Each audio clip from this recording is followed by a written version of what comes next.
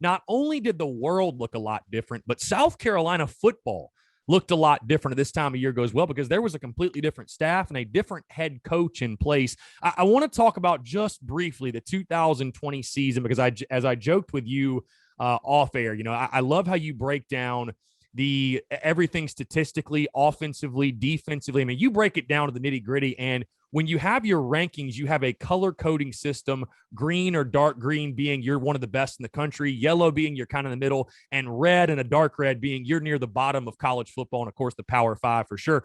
There is a lot of red and dark red when it comes to South Carolina statistically, especially on the defensive side. But the 2020 season, again, when we talked a year ago, Will Muschamp was coming in his 5th year. And I know a lot of our conversations, centered around what he had to do to, maintain his job, if you're going into 2021, coming into this season. But were you surprised the Gamecocks pulled the trigger on him when they did? Were you also surprised in the amount of coaching turnover? Because I think many of us at this time last year said, oh, COVID, it's a mulligan, with the economic ramifications and all that, that nobody will make a change.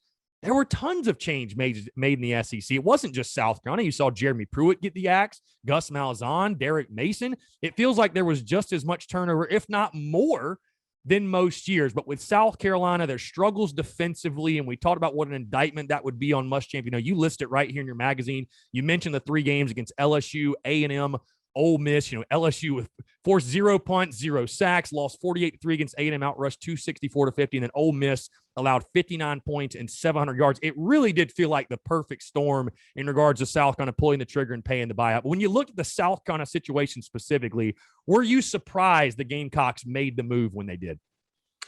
Yeah, Chris, you're right on with the assumption we all made in the media and as fans everywhere that 2020 was going to be kind of a freeze on firings. And, everyone gets kind of a mulligan year with an asterisk. But, lo and behold, it was like the wild, wild west as usual with the coaching carousels and the firings and hirings, crazy stories.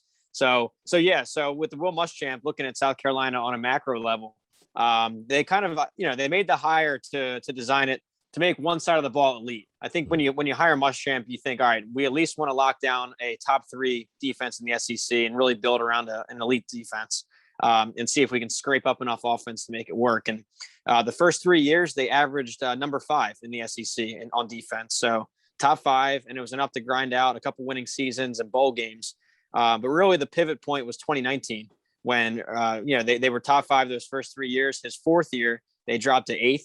And then this year, 2020, fell all the way to 11th on defense. So when you make a hire like that and your one side of the ball that you're trying to make elite just totally collapses, that's not a good sign. And like you mentioned there, bottom 10 in so many national categories on defense. I think it was third down defense, bottom 10, passing defense, quarterback rating, so many numbers. So when you're the angle of the team you wanted to build into an elite, crutch falls down like that, that's terrible. So yeah, you mentioned those three huge losses, the LSU, the A&M, the Ole Miss, those were bad. Losing 17 of their last 23 games is bad. You're at 6-17 recently. And then obviously 6 straight to Clemson, and they're not even competitive. It's by an average margin of 24 points to Clemson. So, and then the first back-to-back bowlless season since 2003. So yeah, a lot of factors there. Once the curtain was lifted on the hirings and firings and coaching carousel, it kind of made sense from an outsider's perspective to move on and maybe start to modernize that offense, which looks like they accomplished.